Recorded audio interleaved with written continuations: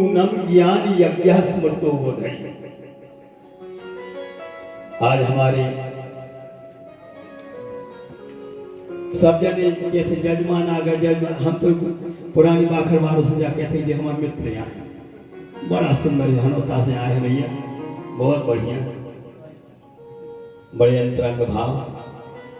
बोलो बाके बिहारी लाल की। जो व्यक्ति सत्कर्म करता है वह वास्तव में बुद्धिमान माना जाता है। हमारे वेद व्यास जी महाराज यहाँ पर संकेत करते हैं, सावधान करते हैं, जो समय भगवान की सेवा में लग जाता है वह समय धन्य माना जाता है, और जो समय संसार की सेवा में लग जाता है ऐसा नहीं वह समय का फल न मिले, उस समय का फल मिलता है, उस समय का फल प्राप्त होता है जो यहाँ पर सत्संग की उपलब्धि होती है, और उस समय के द्वारा हमको आपको धनोपार्जन करने का अवसर प्राप्त होता है। तो सज्जनों, बहुत अच्छा आनंद का समय आपकी बस्ती में, आपकी नगरी में बरसने जा रहा है। जिस पावन बेला में हमारे सभी रसिक प्रेमी बंधु वर्ग, हमारी धर्मयी माताएं, बहनें, बहू, बेटियां, बाहर के अंचलों से पधारे हुए हमारे सभी रसिकगण, सभी प्रेमी बंधु वर्ग जो आज इस पावन धरा पर बैठकर के इस सत्संग को करते हुए अपने इस पावन सत्संग का आत्मलाभ प्राप्त करने जा रहे हैं। नैमिषारण्य क्षेत्र में यही कथा सूत जी ने शौन के त्याग ऋषियों को सुनाई, और इसी कथा को गंगा जी के किनारे पर बैठ करके परब्राज का आचार्य शुकदेव जी महाराज परीक्षित को जो है परम प्रिय शिष्य मानते हुए और इस पावन कथा का श्रवण रसपान कराने जा रहे हैं। और जब नित्य प्रति भक्ति पक्ष से ओतप्रोत इन चरित्रों को सुना तो भक्ति बस से भगवान भक्ति के वश में कहे जाते हैं। सभी श्रोता बंधु इस संदेश को जरूर प्राप्त करें कि जितना बन सके अपने घर में खूब खेती करो, खूब दुकानदारी करो, खूब व्यापार करो, खूब धन कमाओ, लेकिन इसके उपरांत हमको आपको जो समय प्राप्त होता है उस समय को स्वीकारते हुए हम और आप भगवान की भक्ति में जरूर अपने मन को लगाएं। भक्ति का अर्थ क्या होता है? संसार में ऐसी बात नहीं है को भक्ति न करता, भक्ति हर व्यक्ति करता है। हमारे संस्कृत व्याकरण शास्त्र के अनुसार बतलाया है, भक्ति का अर्थ है भज सेवायाम। जिसने व्याकरण पढ़ी होगी समझ में आ जाएगा। एक व्याकरण में भज सेवायाम एक धातु है, उस भज सेवायाम धातु से भक्ति शब्द निष्पादित होता है, बनता है, और यह भक्ति भगवान से मिला देती है। अब भक्ति दो प्रकार की होती है, एक संसार की भक्ति और दूसरी हमारी आपकी जो है, जो आज आप लोग इस भक्ति को स्वीकारते हुए पधारे हैं, यह है भगवान के चरणों की भक्ति। लाभ दोनों प्रकार से होता है। जो लोग संसार की भक्ति करते हैं तो उनको भी फल मिलता है, और जो लोग भगवान की भक्ति करते हैं उनको भी फल मिलता है। लेकिन संसार की भक्ति का फल संसार तक सीमित होता है, ध्यान से सुनना, और भगवान की हुई भक्ति भगवान से मिला देती है। अब रहो सवाल अपनी है बुद्धिमत्ता का। अपन को संसार ही में रहने हैं कि भगवान की धाम में जाके मिल ले। सो संसार में तो भैया हमारे आजे पराजे नहीं रह पाए, बड़े बड़े राजा महाराजा लोग नहीं रह पाए, बड़े बड़े राजा लोग महाराजा लोग नहीं रह पाए, तो हम और आप कहाँ तक रहेंगे? वो तो सुनो मोटे रूप में बता रहे, जितो बैलेंस गिरो है बस वो बैलेंस ही चल रहा है। आई रूपी जो बैलेंस है वो चल रहा है, और जितना जो बैलेंस पूरा हो जाए तो पनवे सुन्नत की दुकान रिचार्ज की जाए ना, ने की बढ़ावे की जाए। एक ही दुकान तो एक ही भगवान के चरणों की भक्ति है। बोलो भागवत महापुराण की। अब जो भक्ति आपको उचित लगे, हम विरोध नहीं कर रहे हैं, खूब धन कमाना इस संसार की भक्ति है, लेकिन संसार की भक्ति संसार में फंसाती है।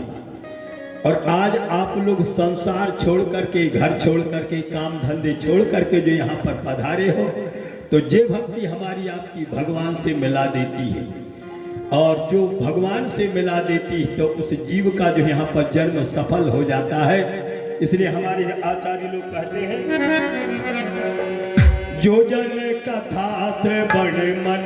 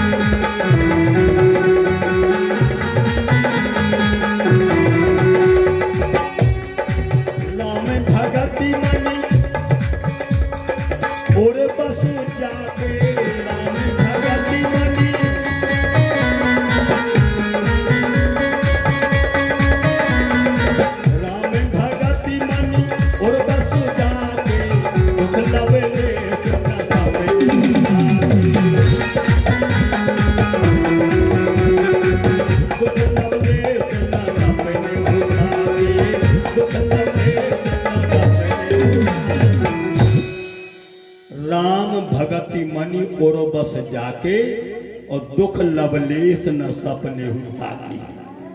भगवान किस साधक के ऊपर कब और कितने समय कृपा कर दे वह किसी को पता नहीं है। हमारा काम है भक्ति करने का, कर्म करने का, और यदि आपने भगवान को समर्पण कर दिया तो सारे जीवन के भार से मुक्त हो जाओगे। इसमें जरा भी शंका मत करना साथियों। एक बार भगवान के चरणों में समर्पित होने से और हम और आप सारी यहाँ पर चिंताओं से मुक्त हो जाएगी। ये भगवान की है दिव्य भक्ति है। एक गांव के पास से, जैसे आपको सत्संगी गांव है, एक गांव के पास से जा रहे थे, एक संत जा रहे थे। और जब संत उस गांव के बाहर से निकली तो गांव की सजावट देख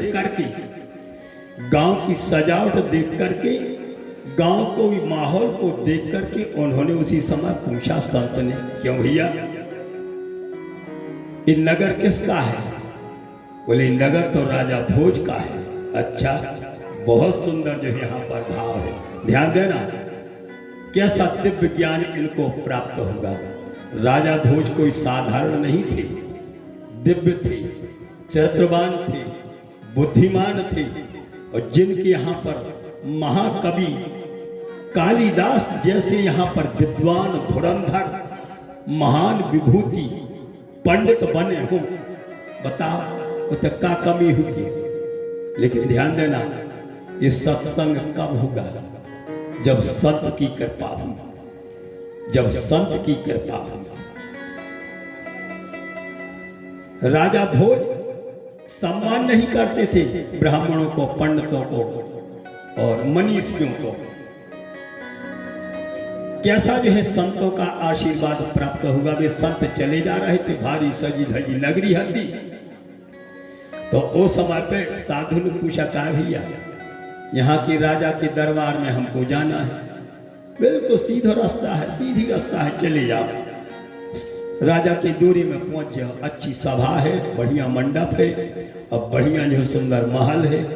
ये पहुंच गए, लेकिन संयोग की बात लंच के टाइम पे पहुंची। लंच जाना था, आज की भाषा में सब समझिए। हाँ, हमारे तो भैया स्कूल में जब पढ़ाते तो कहते भैया दोपहर की छुट्टी हो गई, अब प्रमोशन होगा तो कहने लगी लंच। तो जबन के राजा साहब गए भोजन करवे के लाने, और जबन के जो है साधु बाबा पहुंची तो भी तो हाथी फक्कड़ बाबा, फक्कड़ साधु, तो डायरेक्ट घुसन लगे। सुजोते जो नौकर चाकर थी द्वार पे द्वारपाल खड़ी थी, वे कहले कहाँ जा रहे? राजा से मिल भी जा रहे, राजा से मिल भी जा रहे। लौटो लौटो, राजा तो समझ है भोजन कक्ष में गए हैं, तो भोजन करके यहाँ है। साधु बोले हमें तो मिल लेंगे, ये कहले हरी हरी कहे। साधु ने लगा छलांग सो इनको नाका तो भाई भीतर पहुंचे, भीतर और नौकर चाकरी अरे कहे का पागल आ गए, पागल आ गए। को की नहीं सुनी, जाके बीच गद्दी पे डट गए, राजगद्दी पे बैठ गए साधु बाबा।